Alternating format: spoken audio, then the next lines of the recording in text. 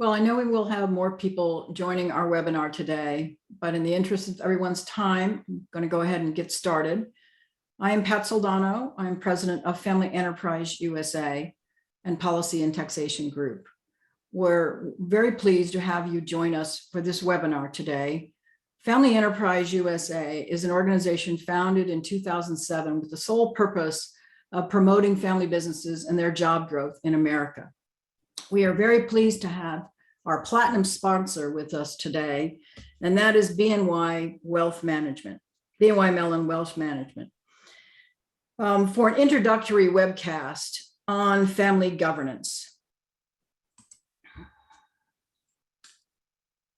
Head of the firm's advice planning and fiduciary services, Ben McGloin, will be joining a conversation with expert family wealth strategist Borjana Zamenhof on how to induce your family to values-based approach to legacy and a discussion on how wealth affects the drive, purpose, and well-being of the next generation. Ben McGloin is head of BNY Mellon Wealth Management Advice, Planning, and Fiduciary Group. Within this group, Ben leads a national practice group of specialized business owners, advisors, and provides firm-wide tools, resources, and other content for the company's advisors and their business owner clients. In his role, Ben leads an extensive group of experts across the country, primarily dedicated to provide clients and their advisors with timely and important insights and advice, and actively managing their wealth, especially during difficult times. Ben has over 25 years of industry experience in client investment and fiduciary roles, as well as background in strategy and governance. So with that, I would like to turn it over to Ben so he can introduce Borjana to you and they can start the webinar on family governance. Ben? Thank you, Pat. Thank you for that introduction. And thank you to Family Enterprise USA for inviting us to join today's webcast on the topic of family governance. As you mentioned, I'm Ben McGloin, Head of Advice, Planning and Fiduciary Services for BNY Mellon Wealth Management. And I'm joined by my colleague, Borjana Zamenhof. She's a family wealth strategist and a certified family governance specialist. And together we'll be providing you an introduction to a values-based approach to legacy and discussing how to effectively hold a family meeting. We are delighted to be part of today's discussion as it is a very important one. And it is one that we consistently have with clients, their families, and with our advisor partners. Working with client families over many years, we know how hard it is not just to create wealth, but also to preserve and grow that wealth through generations. We know that once families have made their wealth, that in addition to their wealth preservation and growth concerns, they also have significant and overriding and sometimes unspoken concern as to how that wealth will affect the character and purpose of their children and grandchildren. So common questions or concerns that we hear will be, how much should I leave to the next generation? At what ages? What will my legacy, what will our legacy be? What does or what will purpose really look like? What do other families do? How and where can I find information? So a plethora of questions, concerns, and while many of these are certainly not new or even unique to our time, we would say that we're actually having more of those conversations right now. Obviously with the global pandemic, families have been spending more time together over the past 18 months. I think we all know and appreciate that very, very well. And really, the global pandemic has probably caused people to think more about their legacy, and specifically for family business owners to think about their succession plans. We're finding ourselves involved in many family business succession plan conversations, estate plan reviews, revisions than we ever have. And we're seeing that clients are making wealth transfer conversations and actions a top priority right now, which is why I think today's conversation around family governance is really so timely. But before we dive into family governance, we want to flip to slide 2. And given that many of you are family business owners, I thought it'd be important to kind of tie our conversation today to some of the key insights that we learned from Family Enterprise USA's most recent annual family business survey, which some of you are probably familiar with. But if you're not familiar with the survey, every year Family Enterprise USA solicit responses from family-owned businesses on a wide variety of business-related topic. This year's survey was conducted in the first quarter, I believe, from January 6th through March 31st. I think they've received about 180 responses in total. It's probably lighter than normal, just given the prevailing conditions, pandemic conditions at the time. But I think some really insightful insights and some highlights that I wanted to share. So almost 82% of the respondents were CEO, president, chairman, or senior management in family businesses. Close to 60% had annual revenues in excess of $10 million, and 30% had revenue over 50 million. 35% have employees ranging from 50 to 500 employees, and 17% have more than 500 employees. Almost 17% of these business owners have been in business 100 years or more, and 76% have been in business for more than 30 years. Economic policy issues and concerns, an area of keen interest to me, looking at kind of some of the commonly mentioned themes: tax rates, government regulations, and primarily too much of them, and a desire for a simplification of the tax code. So, in the context of today's family governance topic, if we slip to slide 3, I really wanted to take a deep look at a couple of questions, a number of questions that I found to be quite fascinating, and the responses. So here on this slide, we share the results of 2 particular questions. So on the left-hand side, you can see the results of what generation is the ownership of your family business. And you can see the responses from generation 1 all the way out to generation 5. So generation 1 being the wealth creator, all the way out to generation 5, the responses. Interestingly, when you look at the second question, so first one looking at the ownership, looking at which generations are active in the management of the family business, you see a very, very similar, very similar result, which is actually very consistent. I think it's consistent with what we've seen in prior years, surveys that the Family Enterprise USA have run, and certainly from our experience as well. And that's, despite the fact that business owners say that they want to involve the next generation and transition ownership, I think what these 2 nearly identical charts show, right, ownership versus management, business owners clearly have not yet taken steps to necessarily achieve that. And so if we further dive in on the next slide, we can see that when asked if they have passed ownership on to the next generation, just over half, about 55%, responded affirmatively. Yet when they were asked if they think that passing ownership on to the next generation is important, right, to the sustainability of their business over generations, an overwhelming 85% responded yes.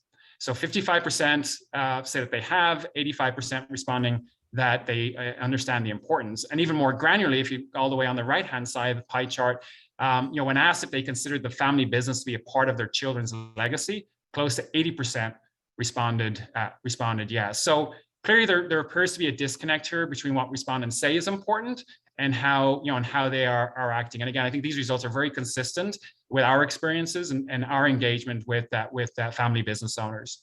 Looking at the bottom half of this slide, you can see the breakdown of the strategies that those that have transferred ownership have availed of, be it gifting, outright sales, or lending strategies, and then the portion of ownership that has passed from controlling ownership out to partial ownership. And again, I think it's interesting to see these stats. It'll be very interesting to see these stats next year, kind of given all that's going on right now with potential tax changes on the horizon, and really the whole host of conversations that are being had around really long-term planning conversations right now. In fact, speaking of tax changes, if we flip to slide 5, we can see the ranking of the top tax policy concerns that respondents shared in this year's survey. As I noted, not surprisingly, many family business owners voiced their angst and concerns about tax rates in general, and their desire to see simplification of the tax code.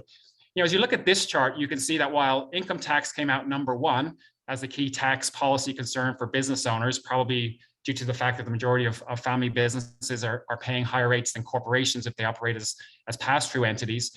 Capital gains and estate taxes were a very close second, and third, respectively.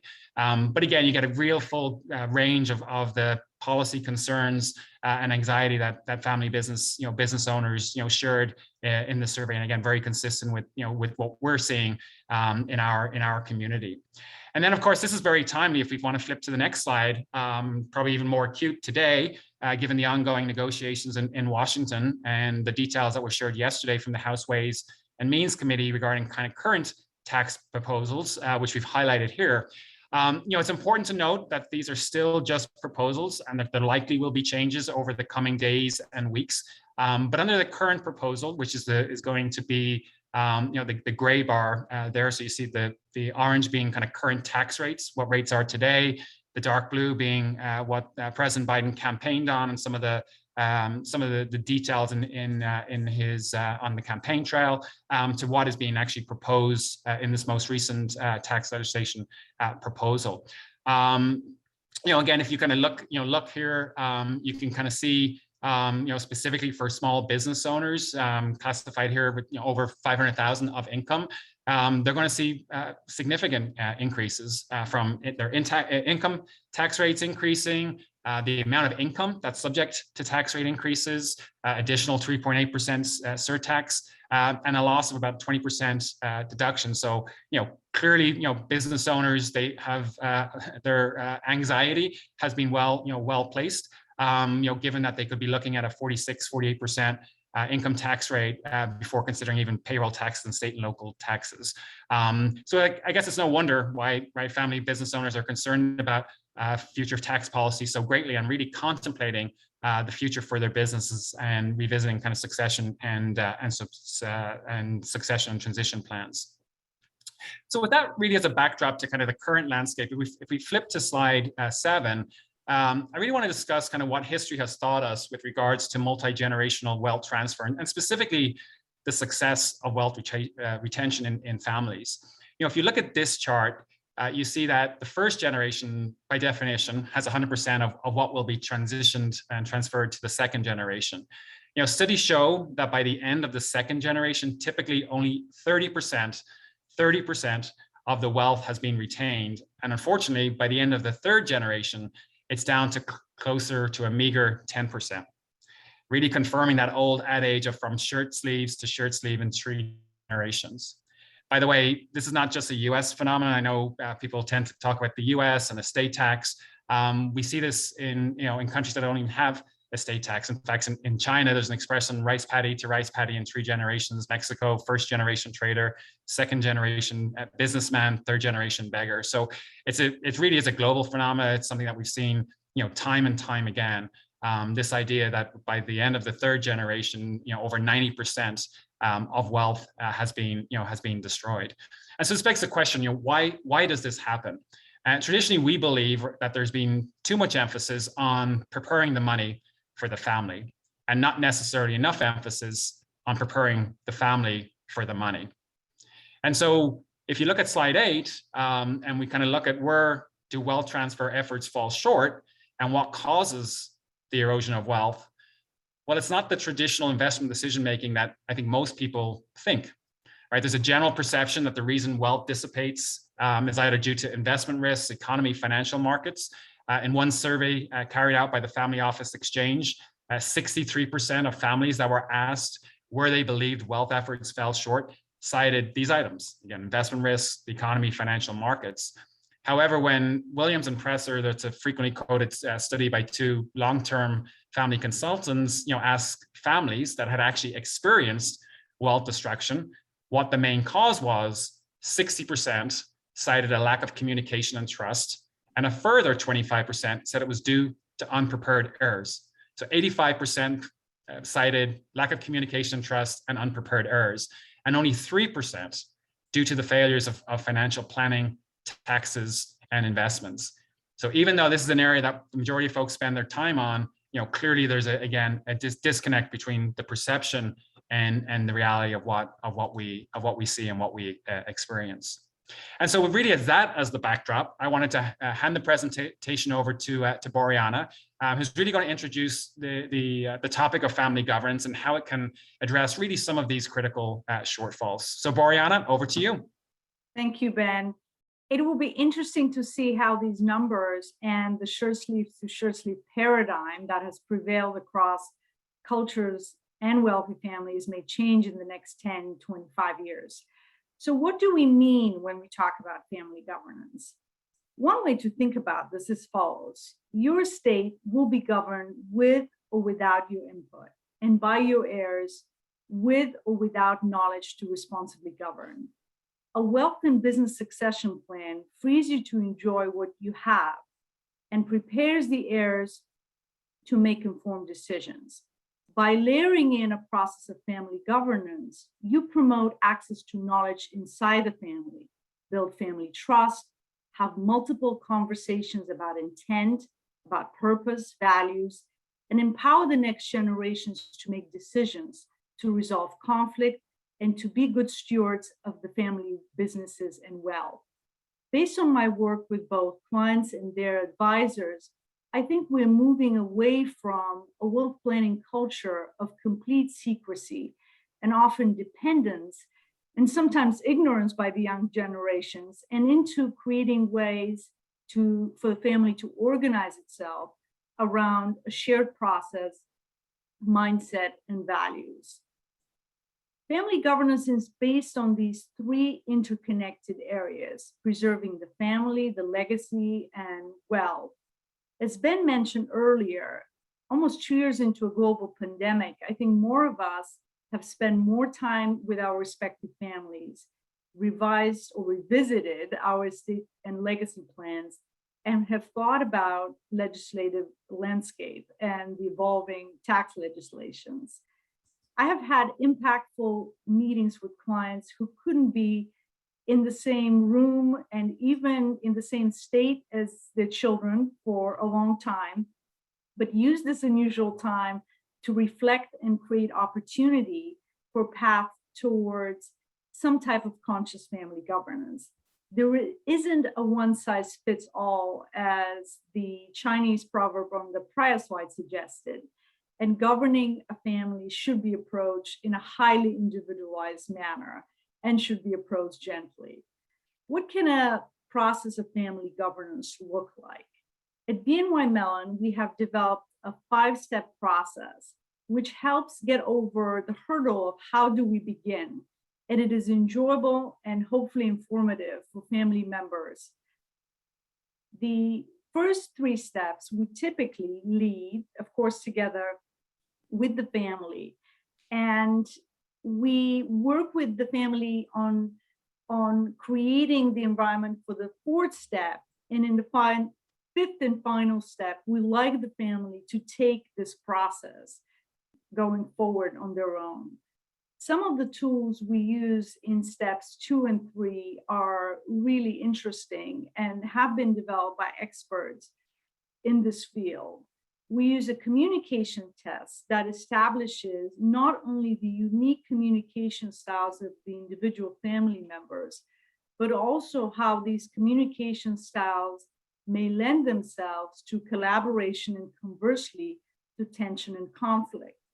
We also use a values test that gives each family member an opportunity to organize and prioritize their own values, and from there on, discuss how these values are shared by other or all members within the family. Some of the components of a healthy family governance program may include educating the next generation. We do a lot of these sessions, and we cover a range of topics tailored to the interests and needs of the particular family, ranging from investments to estate planning, to premarital planning, and to how to serve as trustee and beneficiary, and how to be well informed to take on that role.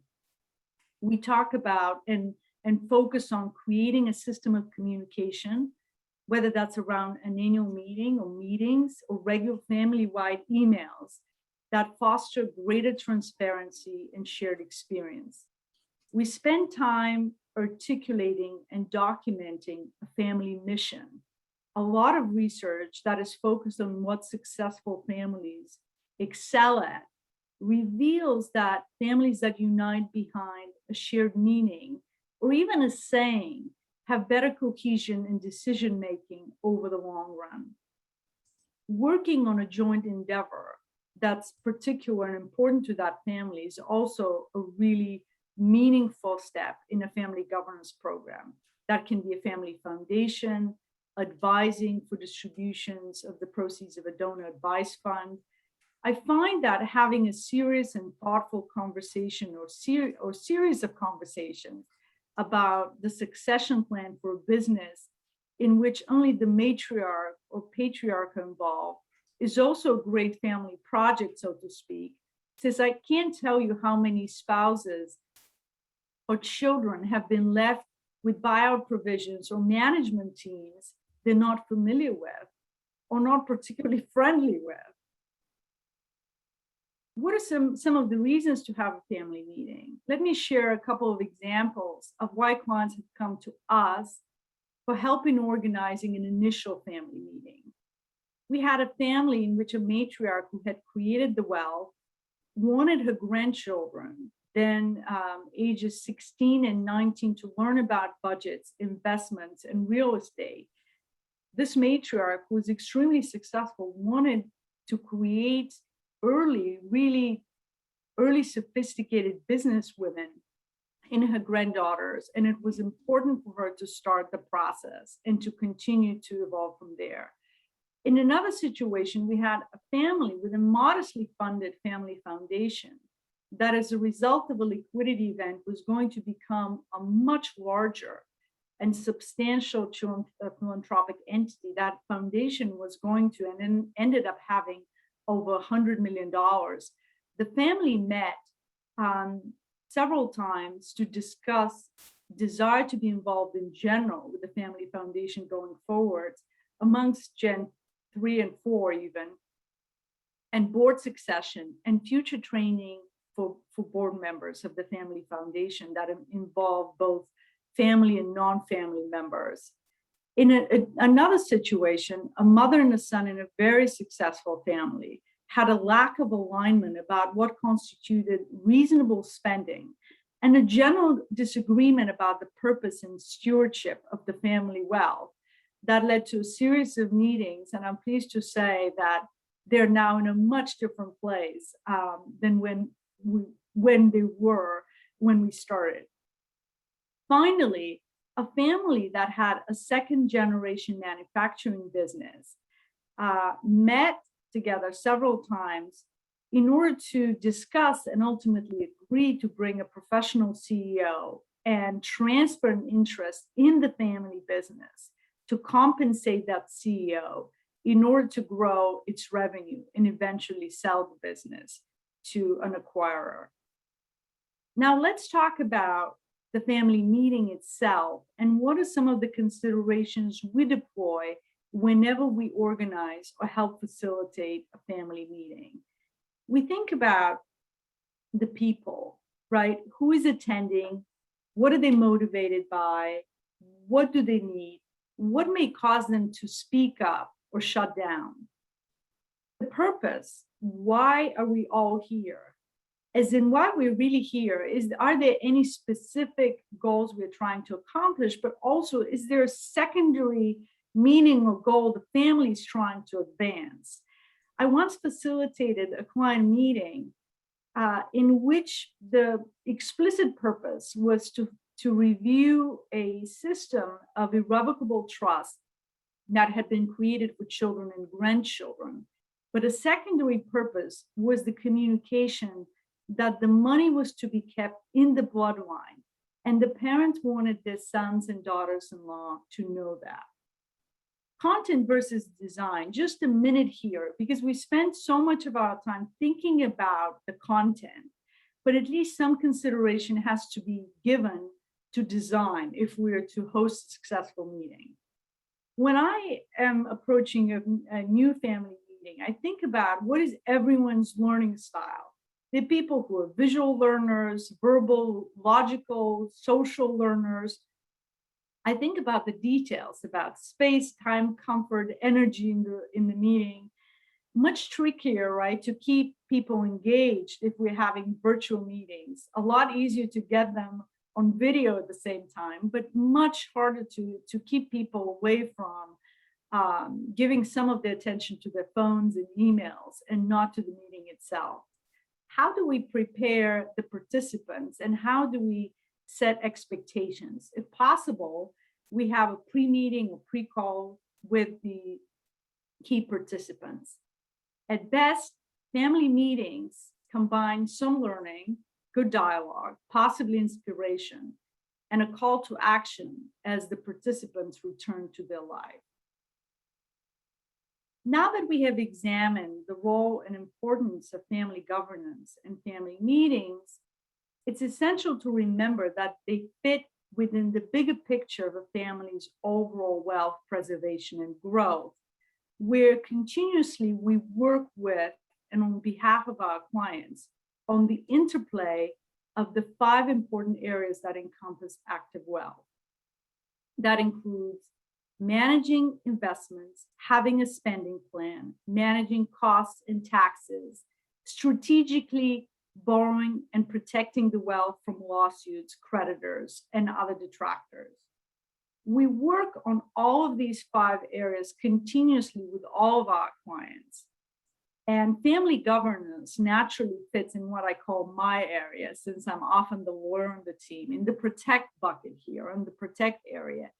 Since business owners who, through the incredible work and vision, create generational wealth, really want that wealth to not only last for several generations, but to hopefully create meaningful opportunities for betterment and progress, and not the opposite. Finally, I hope in the course of our presentation, you have sensed both Ben's and my enthusiasm for the subject and practice of family governance, for preparing heirs to be good stewards of the wealth, for organizing family philanthropic efforts, for working with the family's other advisors on helping navigating transitions of ownership, trusteeship, control in general, knowledge. We enjoy this work and we truly enjoy seeing the results. So we invite you to reach out to us with any questions or family governance efforts we can support in any way. With that, it wouldn't be a good presentation unless we open it up for questions. So I would like for us to conclude our formal remarks and open it up for any questions you have for Ben or myself. Thank you. Thank you both. Yeah, thanks, Go ahead, Pat. Ben. Back to you. Yep. Yeah, so I was just going to say that we don't have any current questions in the chat, but I think people just need a little time to think about it, and I'm sure we'll get some. But I have some I'd like to ask you, and I'm going to start with you, Ben. So we talk about planning, and we talk about short-term planning and long-term planning for wealth. So maybe you could help us understand the difference between short-term and long-term planning for your wealth. Yeah, so it's a really important question. In terms of looking at the time frame and what's best, right? So look at the short term versus the long term, and typically we'll be working with the first generation, not always, but typically we're working with the first generation who have created the wealth, and they'll have very specific goals and objectives and even timelines, right? And in many cases that will necessitate, or that they'll have desires that they really want to control the wealth, not just in their lifetime, but even beyond. So really, controlling that wealth over many generations. So kind of getting into that multi-generational time frame. So as part of our role, we really do want to look at both kind of the short-term goals, right? What individuals and families are trying to accomplish in the short term, but also what are those multi-generational goals, and working in conjunction with other advisors to the family to really understand those those goals, those long-term goals, and then determining the optimal structures. And those structures could be what I'll call traditional personal trust structures, or they could be philanthropic structures. Boriana touched upon that, or maybe even family governance structures where we do encourage engagement with the broader family. So really having those conversations and those getting into the specifics of those really determine the time frame, whether it's you're looking at my short term versus that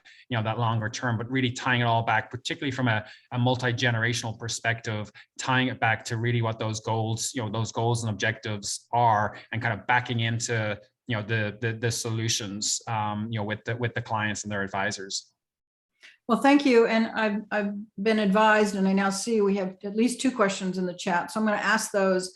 I'm also going to point out that Carla has been kind enough to put in the chat the contact information for both of you. So if anyone wants to contact you directly by phone or email, that information is in the chat. So the question I'm going to ask you next is from Alicia Calderon, who actually is on the board of Family Enterprise USA. And her question is, who is the ideal family member to organize and coordinate and lead those family meetings? Should they be involved in the day-to-day business or should they be not? And I'm going to let the two of you decide who should best answer that question. Let me get started first. So there is the organization part, and then there is bringing the family to the table part, right? In every family, that role may be played by different people or by the same person. I do think that the person with the most seniority, gravitas, and probably influence, usually, right, particularly when the family is starting this process, brings the family or brings a call to action. Let's start this and let's have a meeting. Because I think naturally it makes everybody pay attention, right? Whether the same person is best positioned to organize everybody and to talk to, say, us as the facilitators of the meeting and get everyone on board and scheduling, that is really family specific. But I think there are plenty of jobs to be distributed amongst more family members if more people want to engage in the process. But I think the important initial organizing force has to come with the most senior or most likely to have more impact on the greater number of family members person within the family. Yeah, again, did you want to add to that or? No, I think I think Boriana nailed it. Okay, great. Well, so I'm going to kind of combine two of our questions. It's every governance education event I've ever attended get asked these questions, so I don't think they're going to be a surprise. And it's, do you recommend spouses attend? Also, what is your recommendation for minimum age of the next generation, which we were asked by Gil as well as Christina, if I'm pronouncing that right. So, and there's various questions around that. What age is considered appropriate to disclose the extent of the wealth? 18, 21. So you know the question, Boriana, you've been asked it many times. Should the spouses be involved, and when should you tell them about the money? So again, spouses' involvement is very family specific.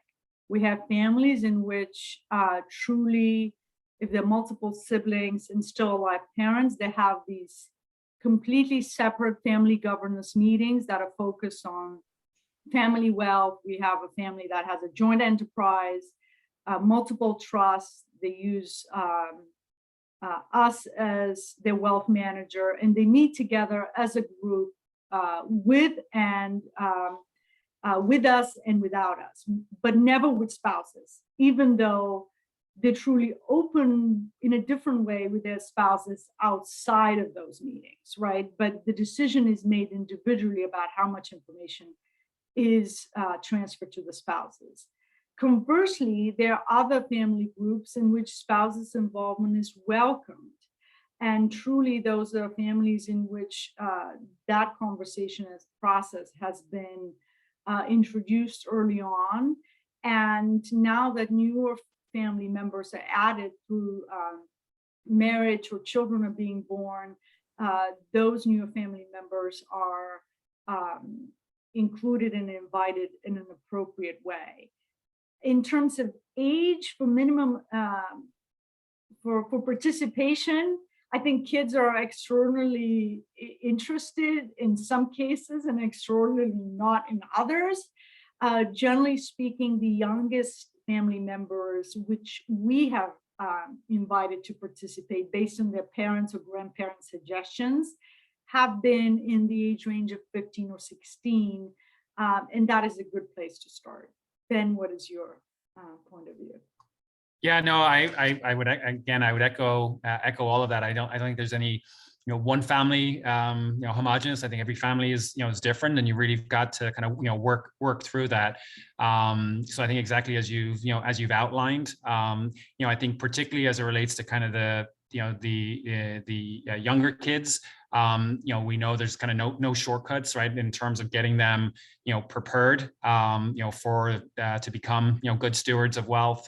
There's a lot of education, and it takes time, whether that's through meetings or through formal education programs. So I think that age, it seems to be, what works well for most families, but, some families will do it a little younger, a little older. And I think it's really a case of looking at the family, leveraging, the experience that we have and, other advisors have in this area. Well, thanks, Ben. So I'm going to ask a question from Christina around governance and what role should the family play in the business in what generation? And so her question is, and I think she's alluding to non-family business members maybe running the business. So do you think it's better to have your family company run in G3, G4 by family members or non-family for the long-term legacy? Often seems like family ends up in a conflict, some members wanting to cash out or run. Rory, do you want to start with that and I can add some comments? Sure. We often find, right, that in the current time where a lot of the younger family generations, maybe G3, G4, have gotten education, advanced degrees, pursued interests, both outside of the area of, or the industry of the family business, and often outside of the geography, families are repeatedly facing the conundrum often, right? There's always desire to involve family members and to keep businesses within the family. But often there is a need to bring a professional expertise, whether this is a CEO or CFO or COO, to run and professionalize the business. And sometimes really the most viable way for a family to grow and double their revenues and move into the future is to hire professional management with track record from another business who can replicate that for their own. Because inevitably, as Christina's question suggests, people's or family members' objectives diverge. And the people who may want to have a role, there are folks who are more interested in being passive shareholders and getting annual distributions. And truly, it is hard to keep a lot of businesses going without some professional management. But I think that is really up for discussion, and that could be a central aspect of a family governance program within G1, G2 to determine whether there's a path to create a system of management within the family and how that path will be equitable to the other family members who are either not interested or not qualified to be a part of it. Yeah, I would just, add, I think that the point Boriana made, very important around hiring proven professionals. What we've seen, successful in some families is where, the next generation, whether it's G2, 3, 4, as Boriana said, can get themselves educated and actually go prove themselves elsewhere. And so they're coming into the business, with outside experience, which gives them credibility, as they're joining the family business. I'd also kind of tie it back, and Boriana said about the path, creating that path. I tie it back to communication. And again, back to kind of what we've seen work over generations, and the idea of really having these conversations and communicating and setting those expectations across the entire family, sooner rather than later, can really, so when the time comes, can really lend itself to much more, productive and probably less conflict conversations from a family engagement perspective. So I think those are kind of the key areas as Boriana touched upon. Well, so now I'm going to ask you a question from Preston Root, who's actually another Family Enterprise USA board member. And I think this is a really interesting question. So thank you, Preston, for asking it. How do you select most dedicated, mission-driven family members to lead without alienating those others? It's a delicate balance, right? And we try to remind everybody, including those truly the most driven, and the most mission-oriented family members, that there is a variety of capital that people bring to the family enterprise, right? There's human capital, there's the financial and truly the knowledge capital, but there are people with social capital whose value is their ties to the community. And there may be family members that are uniquely positioned to do well things that are not directly related to the family business and its mission. I think it's not easy, and I think hopefully we or whoever is moderating the meeting or the series of meetings around a family governance is able to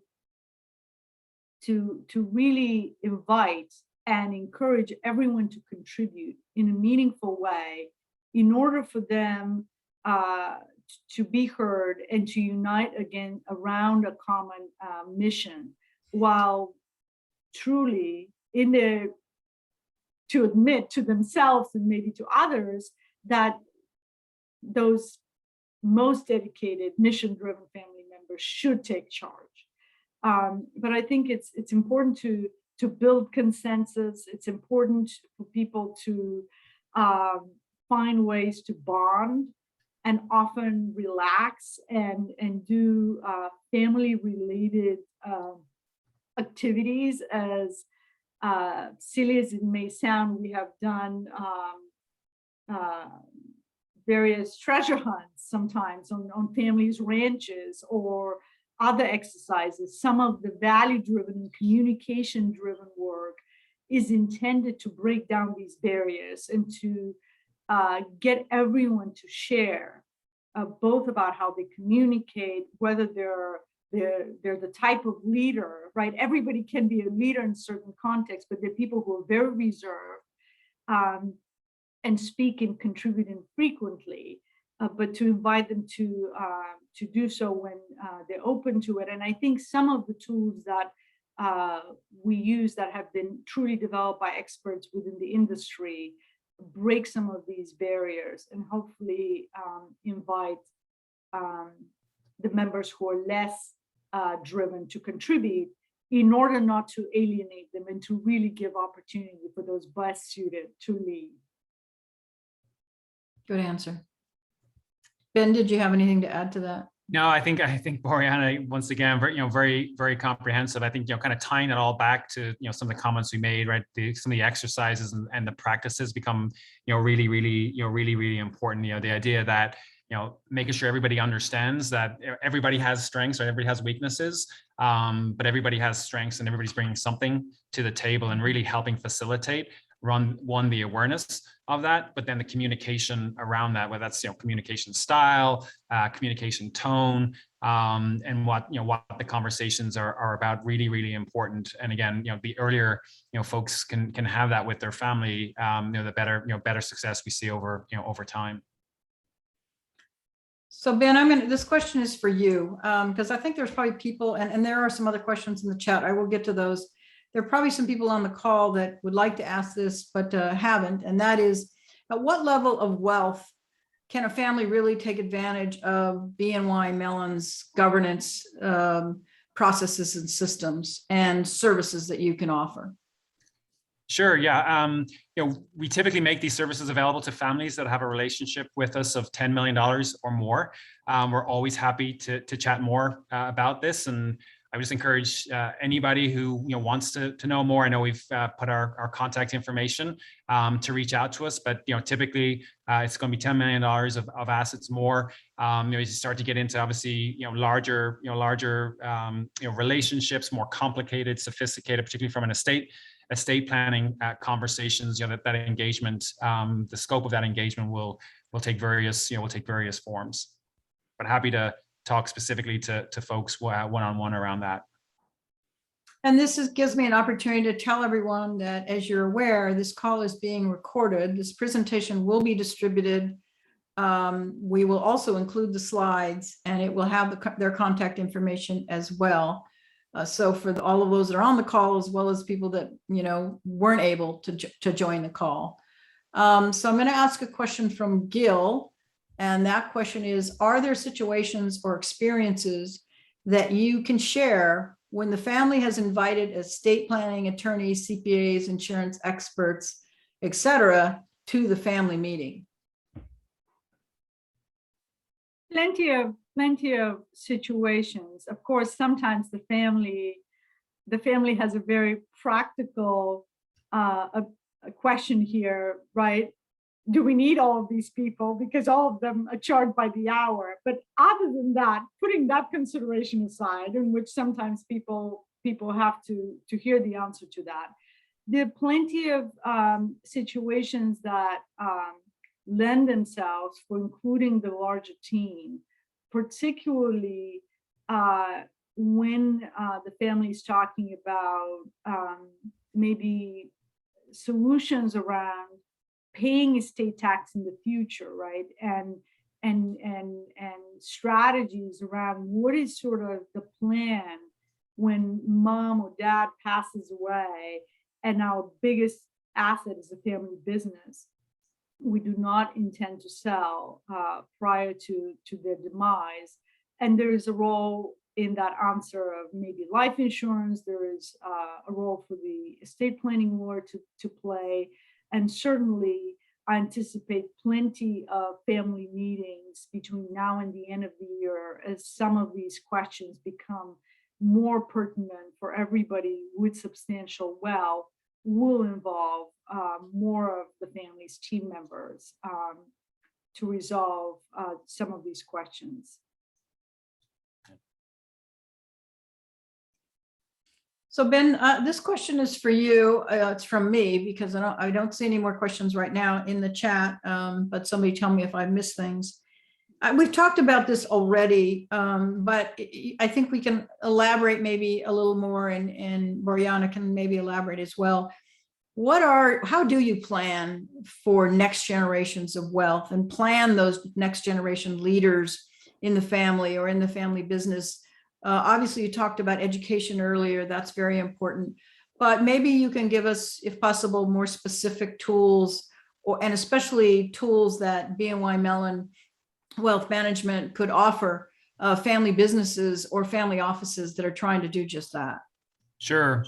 Yeah, I mean, I think as I mentioned, unfortunately, there's really no shortcut here. I wish there was. I'd certainly teach my own children, or I'd adopt it for my own children. It's not like one easy resource. It really does take time to really, I would say, adopt a mindset and really develop that understanding. And so education again clearly takes time, multiple meetings, multiple sources, multiple resources to be able to leverage. But in addition to the education, I think practice. We see a lot of clients, and we encourage a lot of clients that have charitable intent to leverage philanthropic funds. So have conversations, and this could be around nominal amounts of philanthropy, engaging the next generation early around distribution, how much to distribute from perhaps a foundation or a donor advised fund, where to distribute, and what the process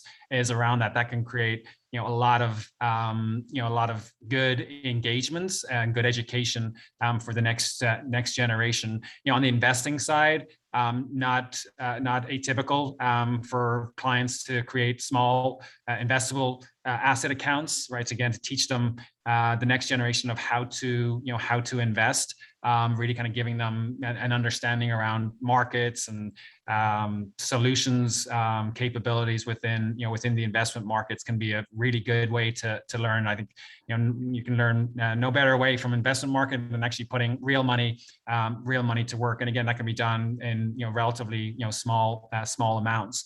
And then participation at meetings. We've talked again around kind of family meetings, and obviously over time involving them in more what I'll call sophisticated meetings. So maybe they could be early fun fun meetings, as Boriana outlined, but maybe at some point there's engagement around, board meetings, whether that's the, family foundation, if there are philanthropic intent, or maybe even, some of the business meetings, and again, kind of gauging that over time.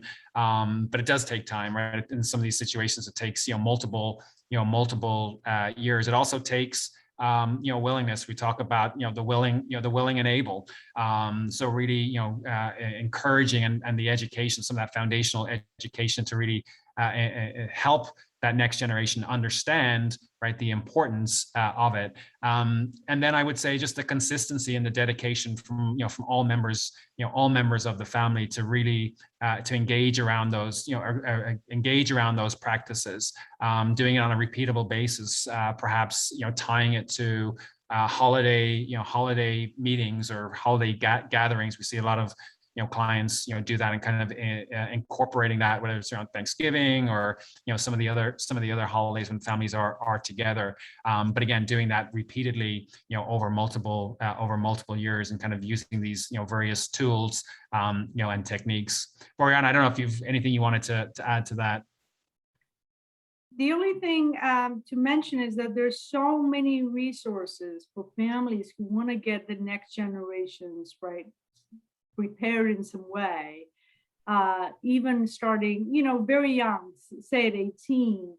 My Northern California colleagues and I just wrapped up a summer series, which was Next Generation Series in Action. And it didn't have to be family specific. All these younger family members had to do is join a call once a month during the summer months, when presumably everyone had an easier schedule away from college and graduate school, and just participate and listen for an hour. And we covered a vast amount of topics, which we will do on a repeated basis, at least once a year or more often. So that is learning away from the specific and the intense learning that may happen within the family, but it's for sure a great first step that people can avail themselves of, that takes very little other than showing up and paying attention. But I find out for the children, right, who have taken those steps and paid attention and learned something, and then learned more in subsequent years, and then come to a family meeting, those results are really cumulative, and the family can benefit from encouraging its younger members to learn and explore on their own, and ask questions sometimes in a safe way. I think in the last session, somebody asked me about how they could ask their parents whether they were, meaning the children were, trust beneficiaries, right? They were, and I think they wouldn't have probably asked that question over the dinner table, but they asked the question over chat, and I answered it for everybody else to hear. So, so those opportunities for learning are abundant, and we welcome everyone to join us. Thank you. Well, we have time for one last question, and I'm going to ask this one. I don't see one in the chat, and I'm going to ask this of both of you, but I'll start with Boriana, because you and I talked about this in preparation for this call. Many times, family wealth consultants will incorporate personality tests when they're developing their family governance process and systems. So I know you have a system that you use. Can you talk about the various personality tests, types? How do you incorporate that in the meeting? And maybe you could talk about, do you do this privately or publicly? In other words, do all the family members share all their personality types and take the test together? Do they do it privately and don't share? What? Talk to us a little bit about how you incorporate those personality types in the family meetings. Great. Thank you, Pat. We use a test that is called the Interpersonal Leadership Style Communication Test that we license. It's a handful, the name, but the test in itself is really, really terrific. It is easy to administer. The results are The results are quick, but highly specific, and not only very revealing in terms of everyone's communication style, but also every person then gets a sub communication style that ends up being very particular and highly individualized within a group of similarly situated communication styles. The one thing that I have done during the pandemic, which has been very helpful to me, right? Pat, you asked, how do we normally conduct these? In normal times, when we always met in a boardroom or someone's living room or in a retreat sessions, we would do these in actual physical handbooks. And I would hand out pencils, and people will fill in their bubbles, and the results kind of emerge from them tallying up certain scores. And it's much easier to administer and kind of calculate than a lot of other standardized tests. And then I share the collective communication test on usually a whiteboard or some other way in order to identify where everyone belongs. Because most of our meetings in the last 18 months have been virtual, I have been asking our clients and their family members to complete these tests electronically, because there is an option to do so by the test creators. And so they complete the test in advance, and only I get the results in advance of the meeting. And that has been so incredibly powerful that now I'm determined to do this in the future, right? Because I have this knowledge that people have truly told me this is the type of communicator I am. I tend to dominate family meetings. I talk a lot. I make jokes. I want to be heard. And then there are the people who are, I'm reserved. I speak rarely. I only say something when it's truly important. And by having all of this information in advance allows me to truly design a meeting, for lack of a better word, not let the people who want to be heard be the only people, right, who dominate the entire time, but elicit nuggets of information by posing specific questions to the people who are more reserved. That is who they are. And finally, we share the results to everyone individually after the meeting.